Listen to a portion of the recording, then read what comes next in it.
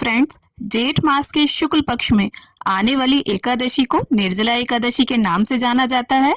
यह एकादशी वर्ष की सभी एकादशियों में से सबसे कठिन और बड़ी एकादशियों में से एक मानी जाती है। इस दिन भगवान विष्णु का पूजन किया जाता है और जल का दान किया जाता है। और जो साधक निर्जला एकादशी का व्रत पूरे नियम के साथ करते हैं, वो अगर पूरे साल की एकादशियों का व्रत ना भी रहे तो इस एक एकादशी के व्रत करने से उन्हें पूरे साल की एकादशियों का जो पुण्य फल है वो प्राप्त होता है। तो चलिए निर्जला एकादशी की पूजा की विधि देखते हैं। तो निर्जला एकादशी की पूजा करने के लिए सुबह स्नान आदि करने के बाद आपको चौकी लगा लेनी है और चौकी पर एक पीले रंग का आप वस्त्र बिछा लें। और देखिए, इस पूजन को आप अपने घर के मंदिर में भी कर सकते हैं या अलग से चौकी लगाना चाहें तो चौकी भी लगा सकते हैं। और अपना जो मुख है उसे पूर्व या उत्तर दिशा की ओर आप रखें और यहाँ थोड़े से मैंने फूल बिछा लिए हैं। और इसके बाद भगवान विष्णु की आपके पास मूर्ति, फोटो जो भी है आप उसे विराजमान कर लें, या भगवान विष्णु के किसी भी स्वरूप को आप विराजमान कर सकते हैं अगर फोटो या मूर्ति नहीं है, जैसे लड्डू गोपाल, कृष्ण भगवान। और साथ ही फूलों का आसन देते हुए यहाँ गणपति जी की स्थापना हम कर लेंगे। और अब देखिए, हमने यहाँ पर थोड़े से तिल ले लिए हैं एक पात्र में। आप तिल ले लें, जौ ले लें, गेहूं ले लें। और देखिए, एकादशी में चावल का यूज नहीं किया जाता है, बिल्कुल चावल यूज नहीं किए जाते हैं।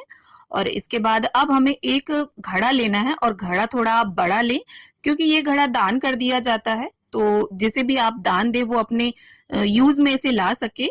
और कोरा घड़ा हमें लेना है, यूज किया हुआ घड़ा आपको नहीं लेना है। और इसके साथ जो ढक्कन है वो भी आप रख लें। और इसके बाद जो भी मौसमी फल हो आपके पास उन्हें आप रख लें, तरबूज, खरबूज, आम, खीरा, ककड़ी। और इसके साथ ही एक देसी घी का हमें दीपक प्रज्वलित कर लेना है।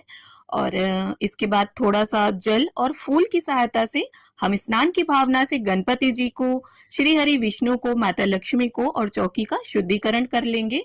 अब स्नान के बाद जिस तरह से वस्त्र पहने जाते हैं, ठीक उसी प्रकार से गणपति जी को हमने वस्त्र की भावना से कलावा और जनेऊ अर्पित कर दिया है। और भगवान विष्णु को यहाँ पर वस्त्र की भावना से कलावा और जनेऊ अर्पित कर देंगे हम। और जो हमने मिट्टी का घड़ा लिया है उसके कंठ पर भी आप मोली बांध लें, क्योंकि कोई भी चीज खाली नहीं छोड़ी जाती। इसके साथ ही गणपति जी को चंदन, रोली, तिल समर्पित करते हुए हम पूजन कर लेंगे, क्योंकि देखिए, किसी भी पूजन में गणपति जी का पूजन सर्वोपरि होता है, सबसे पहले उनका पूजन किया जाता है। और इसके साथ यहाँ देखिए, गुड़हल का फूल है मेरे पास, तो गणपति जी को मैं वो अर्पित कर दूंगी। इसके साथ ही श्री हरि को, माता लक्ष्मी को और श्री हरि के हाथों में जो शंख और चक्र हैं उन्हें, और फोटो में जो भी देवी देवता हैं सभी को हम टीका कर लेंगे। तो दोस्तों, जैसा कि नाम से ही पता चलता है, निर्जला एकादशी तो ये बहुत ही कठिन एकादशी होती है और ऐसे महीने में पड़ती है जो पूरे साल का सबसे गर्म महीना होता है, यानी जून में ये एकादशी आती है। तो यहाँ पर देखिए, मैंने सफेद तिल लिए हैं, अगर आप चाहें तो काले तिलों का भी प्रयोग कर सकते हैं।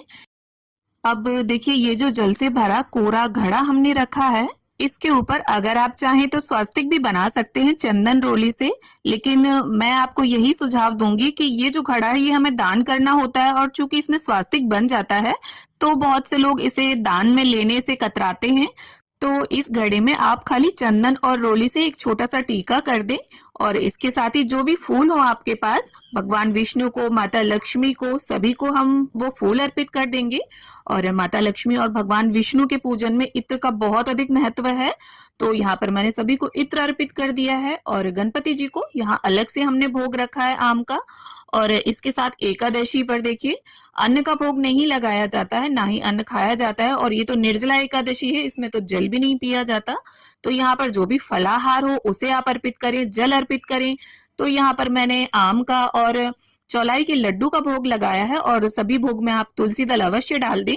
और इसके साथ ही देखिए, जब आप ये घड़ा दान करें तो अगर आप चाहें तो वस्त्र का दान भी कर सकते हैं साथ में। इस तरह से अंगोछा आप ले आए, या इसकी जगह पर आप 1.25 मीटर के कपड़े का दान भी कर सकते हैं। अब देखिए, इस घड़े में हमने जल तो भर दिया है लेकिन चीनी नहीं डाली है, क्योंकि देखिए मीठा डालने से ये घड़ा खराब हो जाएगा।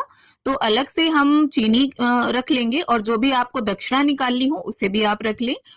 अब देखिए, चूंकि सबसे गर्म महीने में ये एकादशी आती है, तो जल के दान के साथ साथ हाथ का जो पंखा होता है, जिसे बीजना भी बोलते हैं, उसे भी आप दान कर सकते हैं। अब इसके साथ ही एकादशी व्रत कथा की पुस्तिका का भी हम पूजन कर लेंगे और हाथ में थोड़े से पुष्प या तिल के दाने लेकर आप एकादशी यानी निर्जला एकादशी की व्रत की कथा पढ़ लें या सुन लें और जो भी आपने हाथ में ले रखा है उसे भगवान के समक्ष अर्पित कर दें। और इसके बाद जो दीपक हमने प्रज्वलित किया था उसी से मैं यहाँ पर आरती कर लूंगी। आप चाहें तो अलग से दीपक लगाकर भी आरती कर सकते हैं। ओम जय जगदीश हरे स्वामी जय जगदीश हरे, भक्त जनों के संकट दास जनों के संकट क्षण में दूर करे, ओम जय जगदीश हरे। तो इस तरह से आरती संपन्न करने के बाद हम हाथ जोड़कर प्रभु के समक्ष क्षमा याचना कर लेंगे इस तरह से कि प्रभु, जाने अनजाने इस व्रत पूजन को करने में अगर हमसे किसी भी प्रकार की त्रुटि या भूल हो गई है तो हमें क्षमा करें और अपना आशीर्वाद सदैव हम पर बनाए रखें। तो इस तरह से निर्जला एकादशी का पूजन किया जाता है। और निर्जला एकादशी का जो व्रत है वो दो तरह से किया जाता है। कुछ लोग तो पूरे दिन निर्जल निराहार रहकर व्रत करते हैं, मतलब पूरे दिन कुछ भी नहीं खाते हैं, यहाँ तक कि पानी भी नहीं पीते हैं। तो अगर आप इस तरह से व्रत करते हैं तब तो सर्वोत्तम है। और पूरे साल की एकादशियों का व्रत अगर आप ना भी रहें तो इस तरह से अगर व्रत रह लेते हैं ये निर्जला एकादशी का, तो पूरे साल की एकादशियों का पुण्य फल आपको प्राप्त हो जाता है। लेकिन अगर आप निर्जल पूरे दिन नहीं रह सकते हैं तो आप इस तरह से भगवान विष्णु का पूजन करके मीठे जल का दान करने के बाद शाम के समय नींबू का या आम का शरबत या खाली पानी में चीनी डालकर आप उसे ग्रहण कर सकते हैं। और देखिए इसमें मीठे जल का ही यानी शरबत का ही दान किया जाता है और शरबत ही ग्रहण किया जाता है सबसे पहले। और देखिए अगर आप व्रत ना भी कर पाए तो निर्जला एकादशी के दिन भगवान विष्णु का इस तरह से पूजन जरूर करें। और देखिए घड़े का दान तो आप जरूर ही करें, क्योंकि बहुत से लोग आज के दिन प्याऊ लगवाते हैं और जो शरबत है उसके भंडारे करवाते हैं।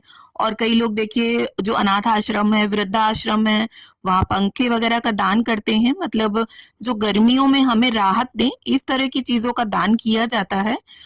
तो अगर हम ज्यादा कुछ ना भी कर पाए तो कम से कम हमें जल का दान तो अवश्य करना चाहिए। और उस जल को आप घड़े में भर लें, वाटर बॉटल में भर लें और किसी भी कन्या को या ब्राह्मण को या सुयोग्य पात्र को आप इसे दान कर सकते हैं। और एकादशी की तिथि पर चावलों का दान नहीं किया जाता है, द्वादशी वाले दिन चावल दान किए जाते हैं। और तुलसी पत्ते भी आप देखिए एकादशी से एक दिन पहले ही तोड़कर रख लें। तो उम्मीद करती हूँ वीडियो आप सभी को पसंद आए। वीडियो अच्छी लगे तो लाइक, शेयर और चैनल सब्सक्राइब करें।